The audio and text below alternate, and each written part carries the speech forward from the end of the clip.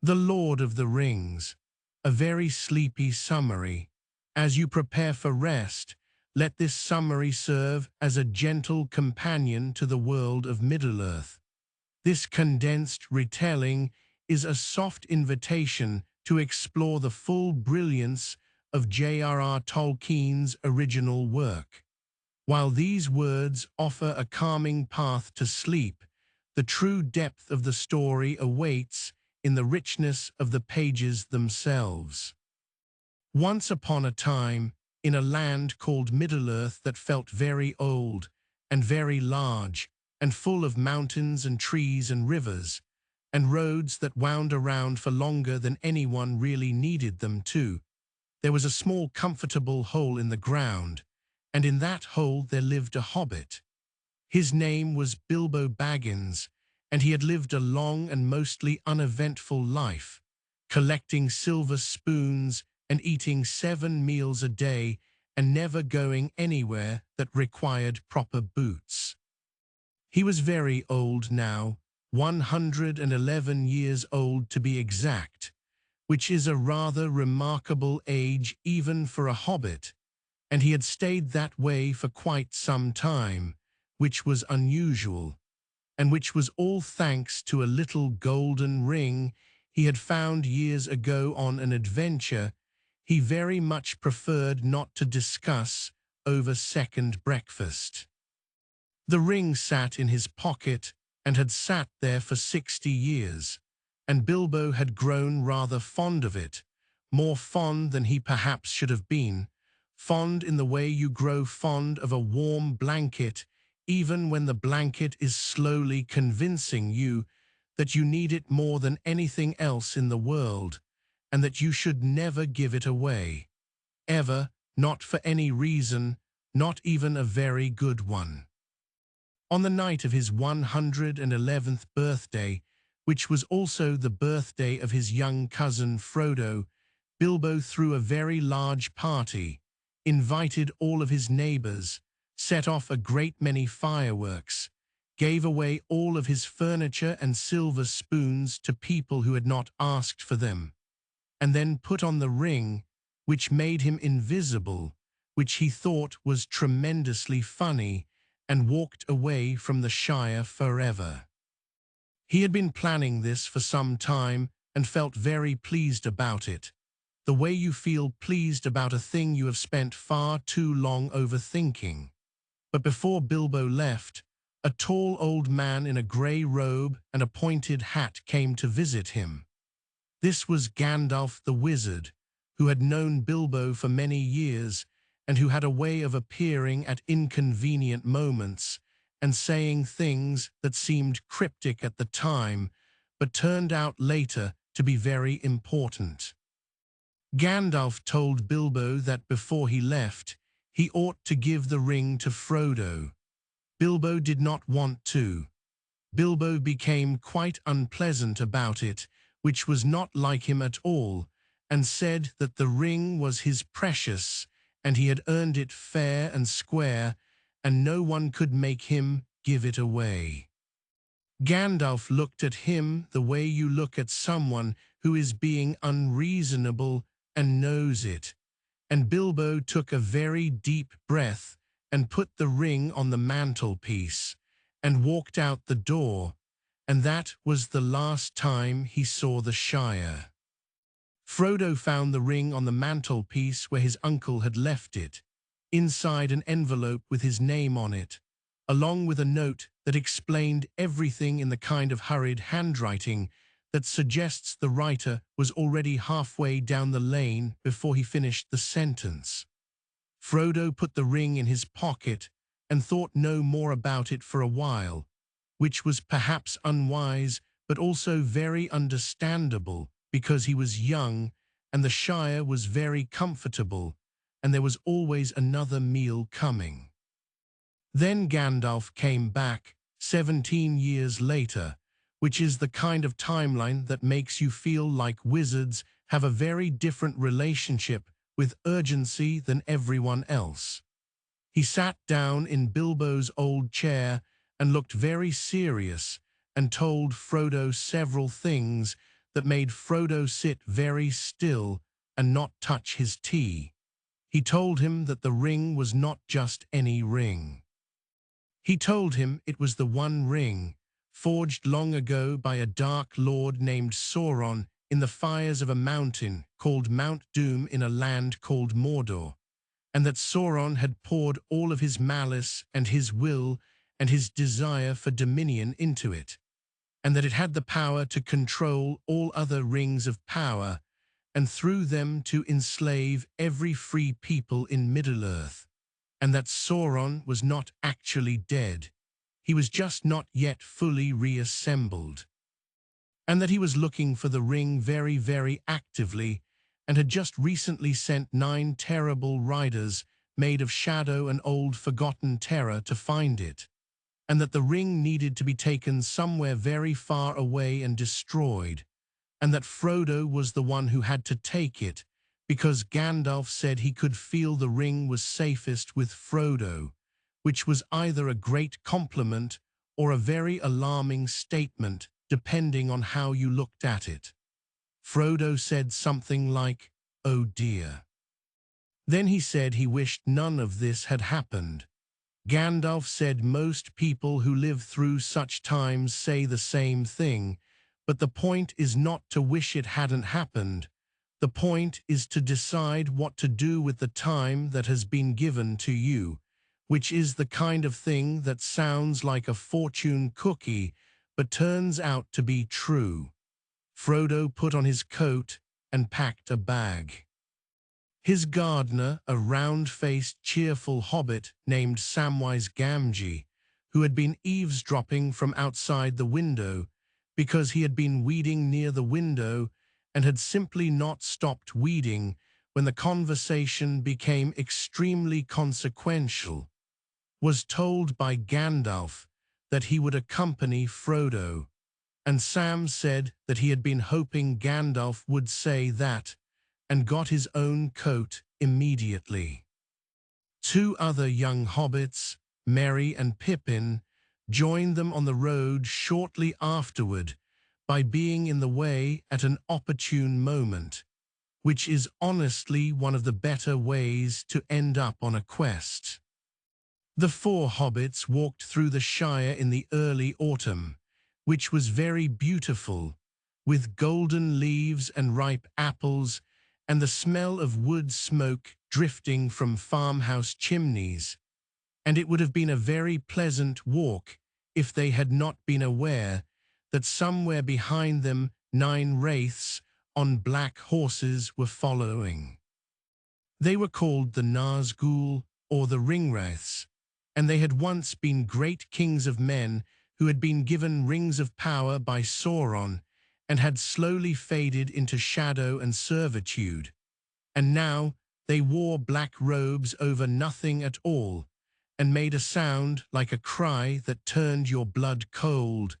and they were looking for the ring with a focus that suggested they did not stop for meals. The hobbits went cross-country through some very old and somewhat alarming forest, and had a brief terrifying encounter with a tree that tried to eat Merry and Pippin, which was not something any of them had expected from a tree, and were rescued by a large cheerful man named Tom Bombadil, who lived in the forest and sang everything he said, and was clearly very powerful, but was also clearly very unbothered by everything, including the ring, which he put on and remained entirely visible, which was frankly unsettling. Tom fed them dinner and let them sleep in his house, and sent them on their way with warm bread and a song that stuck in their heads for miles. Then they got trapped by a Barrow-wight in a burial mound, which is one of the more unpleasant ways to spend an afternoon, and were rescued again by Tom Bombadil, who was still singing and still very cheerful. And the hobbits emerged with old swords that had been left in the barrow by men of an ancient kingdom, which turned out later to matter quite a lot. They reached a town called Bree, which was a larger town than they were used to, with actual men living in it, and a very old and somewhat disreputable inn called the Prancing Pony, run by a man named Butterbur who was kind but forgetful, and had been carrying a letter from Gandalf for 3 months without sending it.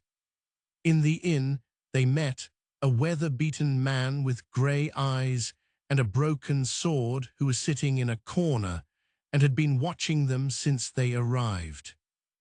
His name, he said, was Strider, which was his nickname,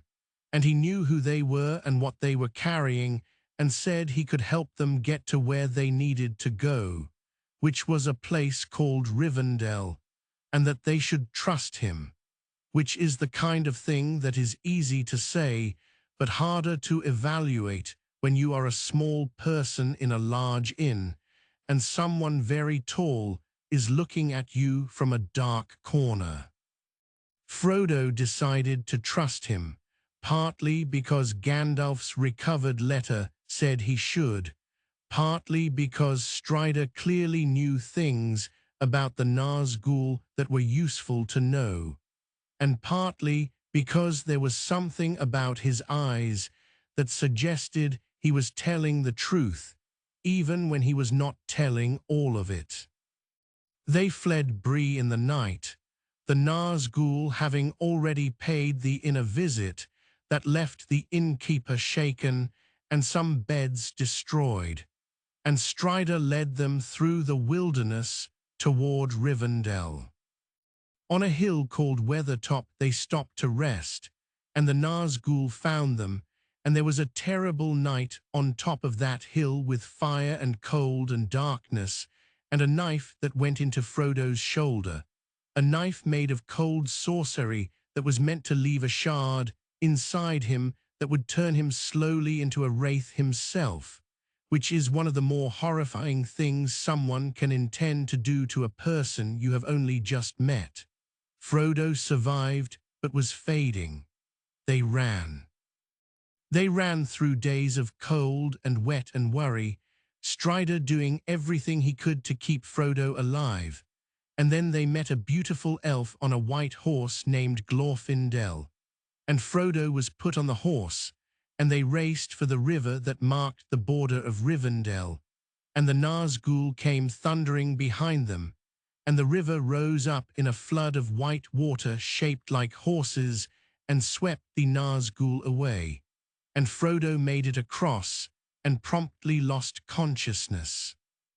He woke up in Rivendell, which was the most beautiful place he had ever seen, full of waterfalls and singing and halls that felt like being inside a piece of music. It was here that Bilbo lived now, old and small and happily scribbling a very long book about his adventures,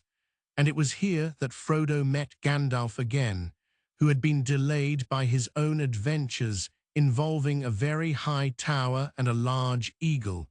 and it was here that a great council was held. At the Council of Rivendell, representatives of all the free peoples of Middle-earth gathered and argued and told their histories, and eventually, after a great deal of discussion, concluded that the ring could not be hidden, could not be used, could not be unmade by any craft in the world except the fires of Mount Doom where it had been forged, and that therefore someone had to take it to Mordor and throw it in. Nobody volunteered for a fairly long time. Then Frodo stood up and said, in a very small voice, that he would take it, though he did not know the way. Gandalf said he would come with him. Others volunteered one by one. Aragorn, who was Strider, and whose real name and lineage and broken sword all turned out to mean something much larger than a nickname in a dark corner of an inn. Legolas, an elf prince who was very graceful and spoke in complete sentences without stopping to think. Gimli, a dwarf who was suspicious of elves and said so regularly. Boromir, a great warrior from a city called Gondor who had come to the council asking for help, and who agreed to join with a manner that was valiant, but also slightly troubled, like a man who has already thought of a reason to disagree, but has decided to put it aside for the time being. And Merry and Pippin, who were told they could come, and looked as if they had expected someone to try to leave them behind, and were very relieved. This was the Fellowship of the Ring, 9 walkers to oppose the 9 riders. They set out from Rivendell and tried first to cross a mountain called Caradhras, which met them with a blizzard so fierce and so malevolent it felt deliberate, because the mountain was old and had its own dark moods, and also because Saruman, a wizard who had betrayed Gandalf and was now working for himself while pretending to work for everyone, was helping the storm along. They turned back from the mountain and went underground instead, into the mines of Moria, which was a vast dwarven kingdom carved deep into the mountain, enormous and echoing and very dark, and as it turned out, completely abandoned. Moria had once been a marvel of dwarven craft, full of riches and firelight and the sound of hammers. Now it was full of silence and darkness and the bones of its former inhabitants, and also they discovered as they went deeper many orcs, and a cave troll. And then, at the bridge of Khazad-dûm, as they ran from all of the above, something else came out of the deep darkness below. A Balrog, which was a creature of ancient shadow and fire, the size of a building, with a whip of flame and a sword of fire and the weight of the world's first age behind it. And Gandalf stood on the bridge and said, "You shall not pass." And the Balrog broke the bridge and fell, and Gandalf fell with it, holding on to its leg as the bridge crumbled beneath them both, and Frodo screamed, and they ran. They came out of Moria into grey daylight, and Frodo wept, and Sam wept, and everyone stood in the rain for a while, feeling the weight of a world that had just gotten heavier, because Gandalf was gone, and the road ahead had not gotten shorter.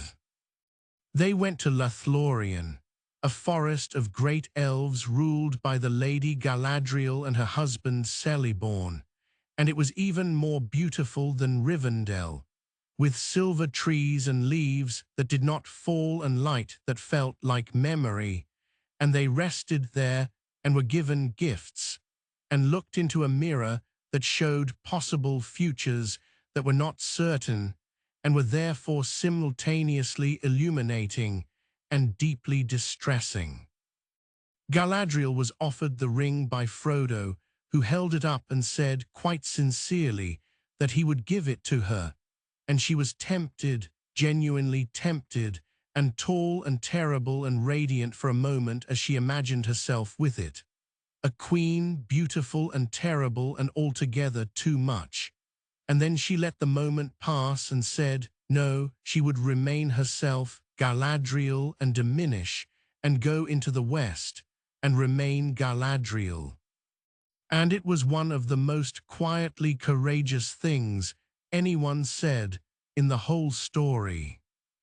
They left Lothlorien by river, and the boats drifted south, and the weather was grey, and Boromir looked at Frodo sometimes with eyes that were not quite steady,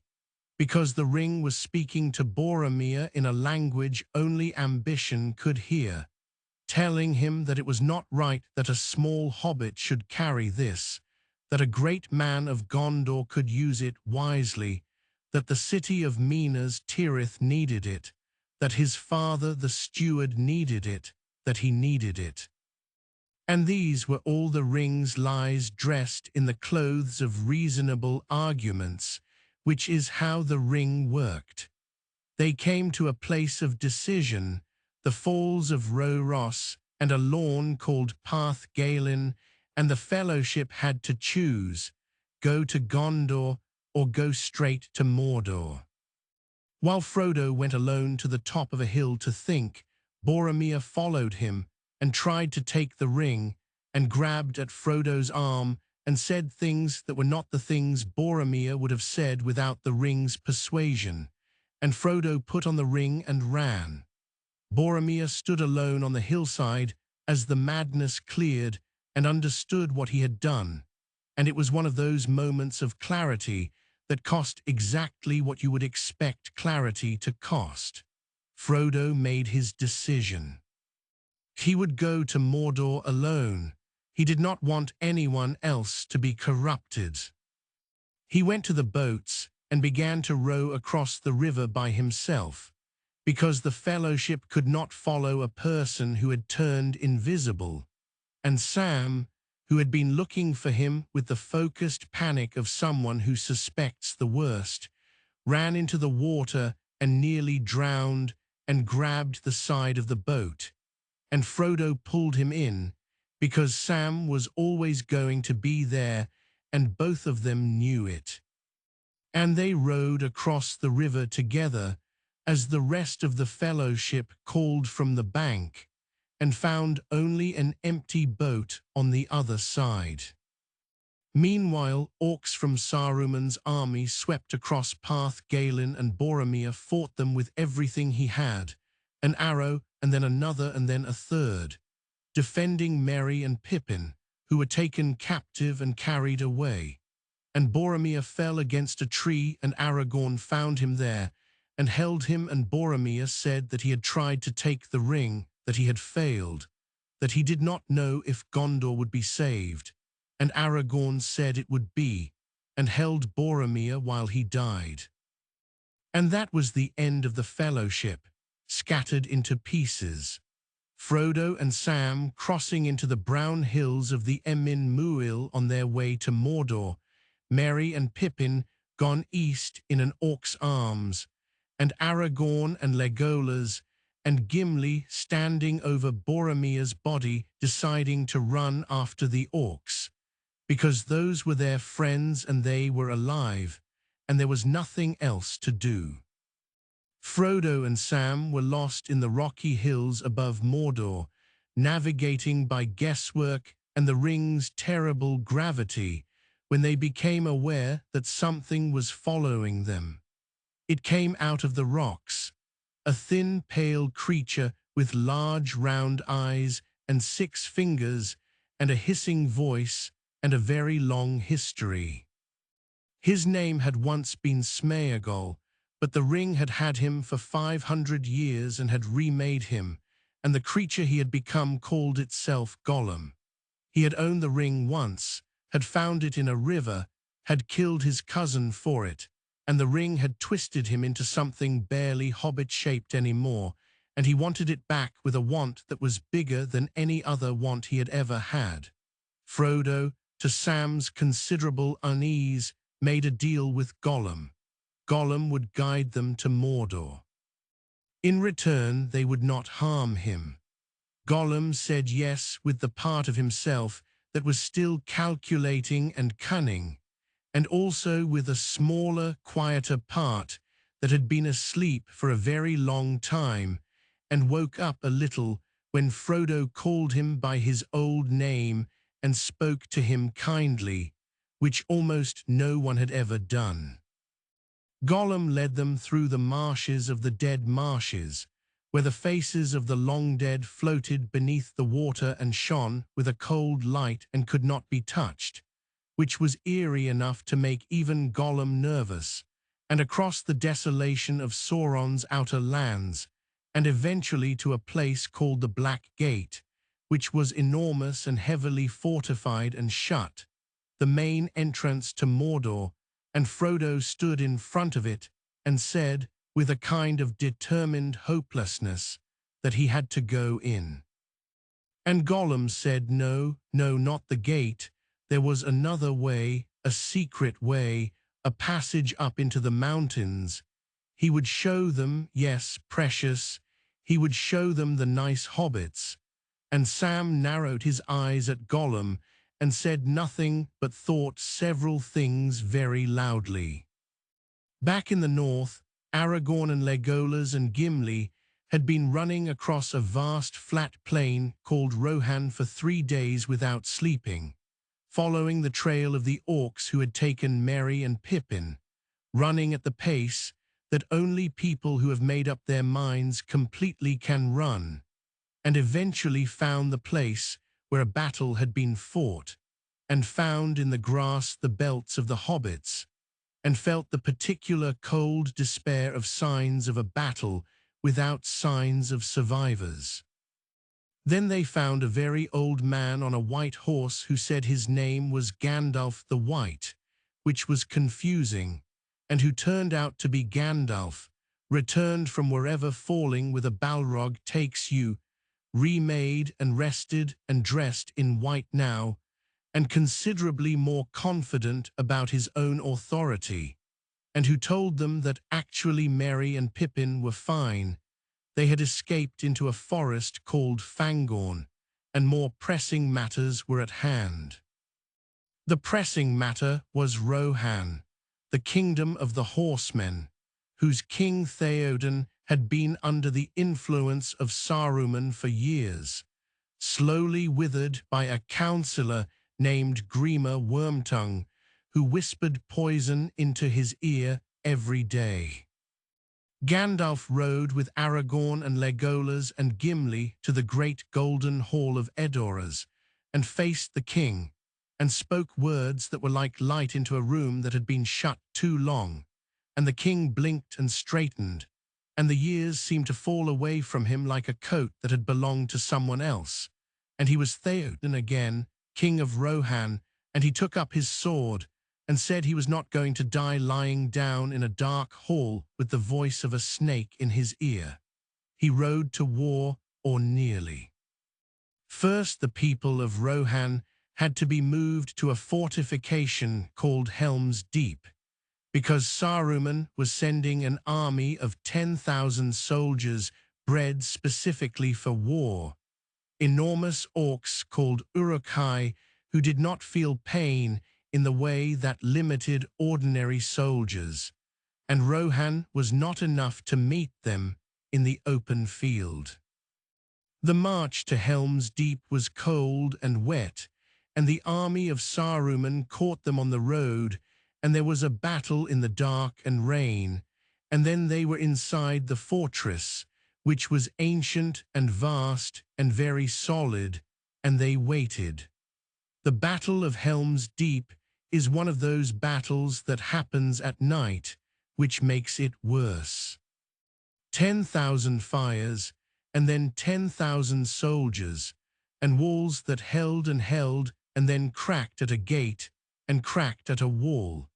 and men fighting on the battlements, and Legolas shooting arrows with the calm speed of someone who does not get frightened in the way that frightens other people, and Gimli swinging his axe and counting orcs cheerfully, and Aragorn doing the thing that Aragorn always does in a battle,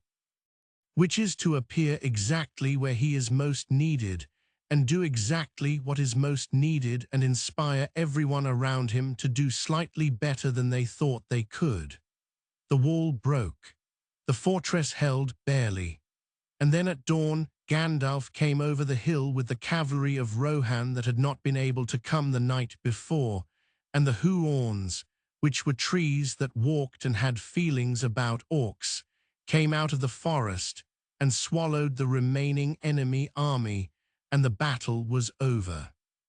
Saruman's tower of Orthanc was surrounded by an angry forest, and his army was gone. Gandalf and Theoden and Aragorn rode to the tower, and Saruman appeared at the top of it and tried to talk his way out with a voice like honey and smoke, a voice you wanted to agree with even while knowing you should not. And Gandalf broke his staff and removed him from the Order of Wizards, and told him very directly that he was finished, and a ball of Palantir, which was a seeing stone of great power, fell out of a window and was caught by Pippin, who had been standing nearby and could not help grabbing it, because it was shiny and interesting, and Pippin was Pippin.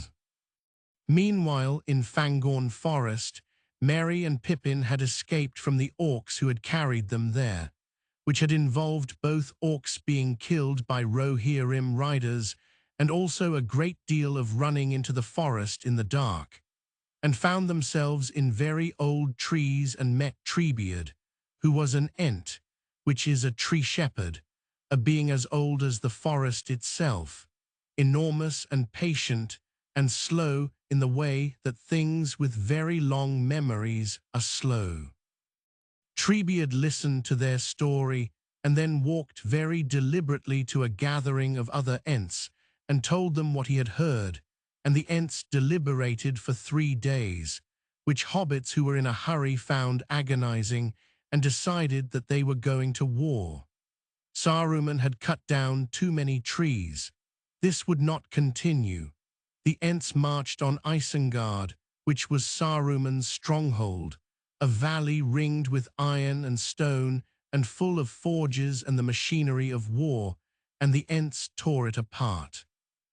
They broke the dams and flooded the fires and pulled the walls down and left nothing standing except the Tower of Orthanc, which was made of something even the Ents could not bend. And when it was over, Merry and Pippin sat in the ruins and smoked their pipes and waited for everyone else to catch up. At night in the camp, Pippin looked into the Palantir and was grabbed by Sauron, who spoke to him and thought he was the one carrying the ring. And Gandalf wrenched the stone away and covered it, and Pippin lay shaking and white on the ground. Gandalf decided Pippin could not stay with the army, not with Sauron now aware of their location, and took him on his horse toward Minas Tirith, the great white city of Gondor, which was the next target on Sauron's list, and which was not yet ready. Meanwhile, Frodo and Sam and Gollum had arrived in Ithilien, which was a country of green woods and running water that felt like somewhere that had once been cared for and was still beautiful despite being uncared for now. And Gollum led them through it carefully, trying to avoid the patrols of Gondor that still moved through the area. They ran into one anyway, a company of soldiers led by a man named Faramir, who was Boromir's brother and had his brother's face, but not his brother's pride, or rather had a different kind of pride, a quieter kind, and who sat Frodo down and questioned him with intelligence and kindness, and found out about the ring without making it a crisis. Faramir was offered the ring, more or less, and he said no. He said that he would not pick up the ring if he found it by the road, which was not what you expected from a man of Gondor whose city was in terrible danger, and whose father was waiting for a weapon that could end the war. But Faramir was not his father, and he let them go, and Frodo felt something he had not felt in a long time, which was trust. Gollum led them to the stairs of Cirith Ungol, a pass into Mordor that wound up through the mountains by an ancient stairway carved into the rock. And as they climbed, Sam overheard Gollum talking to himself, or rather talking to the part of himself that had never quite surrendered, and understood clearly that Gollum was planning to betray them, to lead them to something called Shelob, who lived in a tunnel through the mountain and was a spider the size of a house and older than Sauron and hungry with a hunger that had no bottom, and then take the ring from whatever remained of Frodo. Sam told Frodo, and Frodo was tired and far from home, and the ring was very heavy, and he did not quite believe Sam, or did not want to, and told him to be quiet, which hurt Sam more than any blow could have. They went into the tunnel. Shelob was in the tunnel. The darkness was absolute and the smell was death, and Gollum attacked Sam from behind, and Frodo ran ahead, and Shelob had him before he reached the end, strung him once with her great sting, and Frodo went still. Sam killed Gollum, or drove him off, and found Frodo lying on the ground and not breathing, and held him and wept, and thought his master was dead. He took the ring. He put it in his pocket, because someone had to carry it, and he climbed toward the gate at the top of the pass, and then heard voices and realized that Frodo was not dead, that elf venom puts the victim in a deep sleep, and that 2 orcs were carrying Frodo into their tower, and Sam was outside the gate when it slammed shut. And he stood there in the shadow of Mordor with the ring on its chain and his master inside the tower, and nothing to do but keep going. Let us pause and go back to the larger world for a moment, because while all of this had been happening, the world had been moving toward a war that had been building since the first age of the sun. In Minas Tirith, the white city built into a great mountain, 7 circles of white stone rising toward a tower with a white tree in the courtyard, Gandalf arrived with Pippin and found the city preparing for a siege. The steward of Gondor, Denethor, who ruled in the absence of a king, received them in the hall of the White Tower with the manner of a man who had been sitting in a room by himself for too long, and had started to believe that his own thoughts were the most important thoughts anyone had ever had. He questioned Pippin about his dead son Boromir, and accepted Pippin's service with a cold grace that made it clear he was accepting a symbol rather than a person. Denethor sat by a covered globe that no one mentioned and saw everything he was shown, and drew conclusions that were true but incomplete, which is the most dangerous kind of conclusion. The war arrived with the armies of Mordor pouring out of the east, and the great city held, and Pippin ran messages and looked out from the walls and tried not to think too hard about how large the enemy army was, and Gandalf rode through the streets and kept the defenders from breaking even when things looked very bad, which things always did for several days in a row.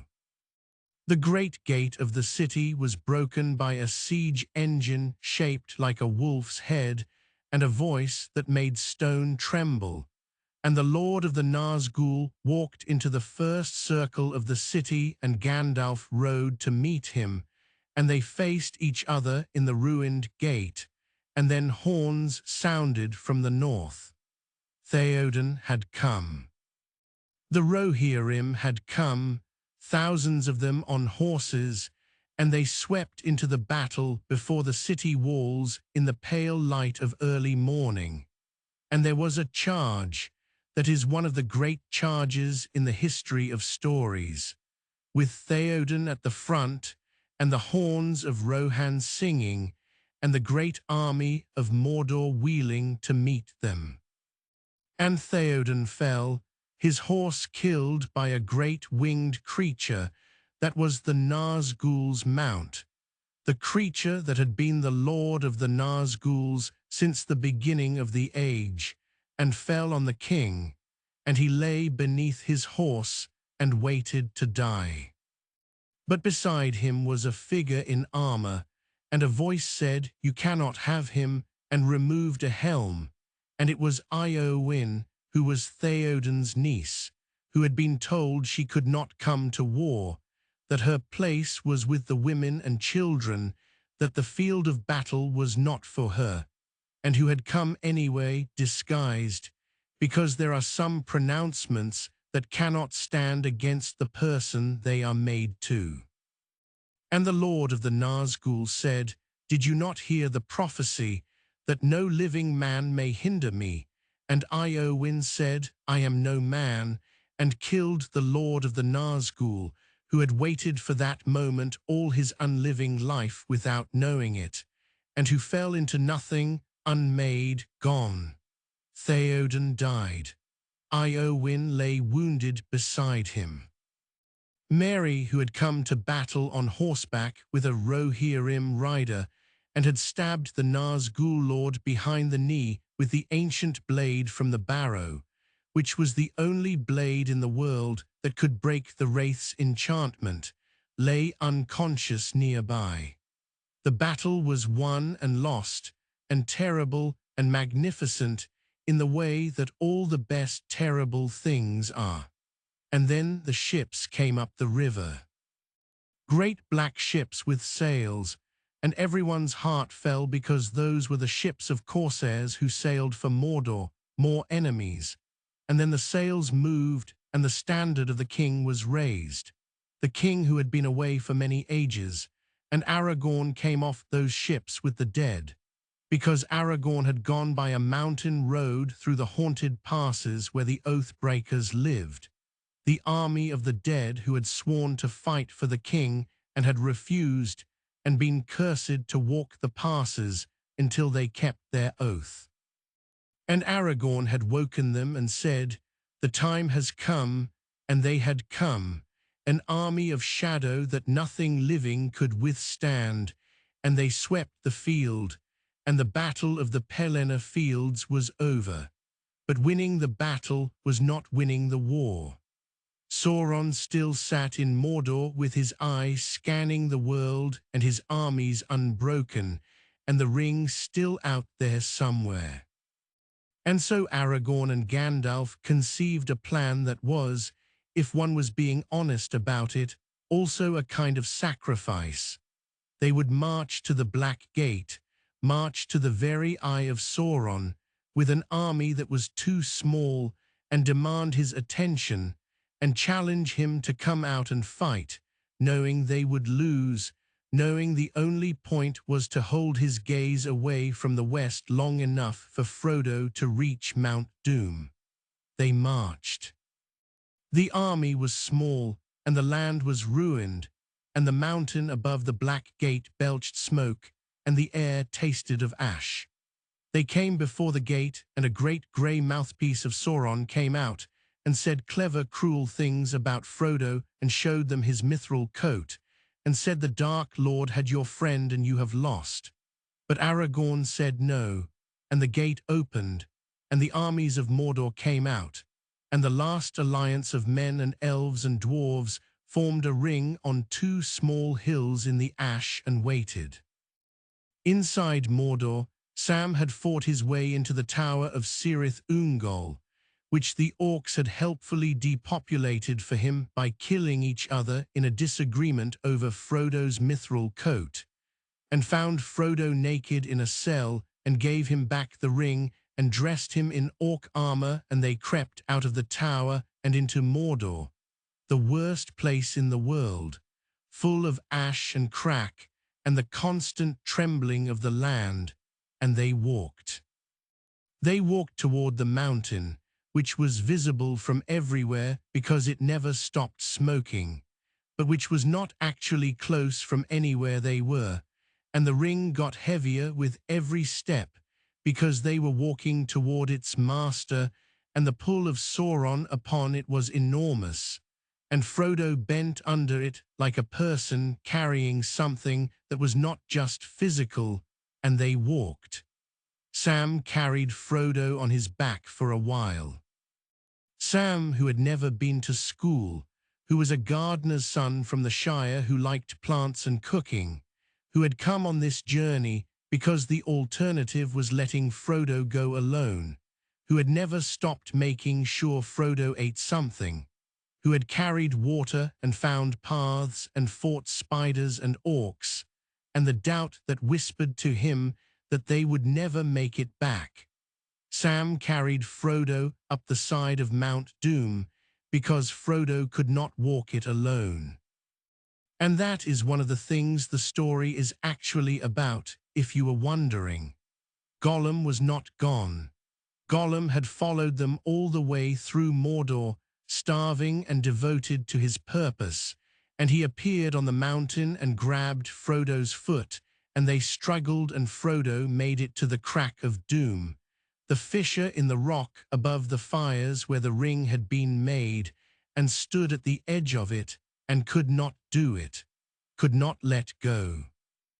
After everything, after the whole long road from the Shire to the top of this mountain in the worst country in the world, Frodo put the ring on his finger and said, "I do not choose to destroy it. I claim it."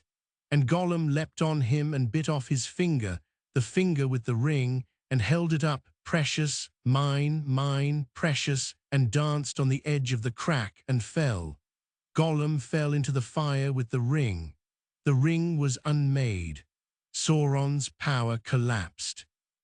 The 9 Nazgul fell out of the sky like embers. The shadow of Mordor dispersed like smoke in wind.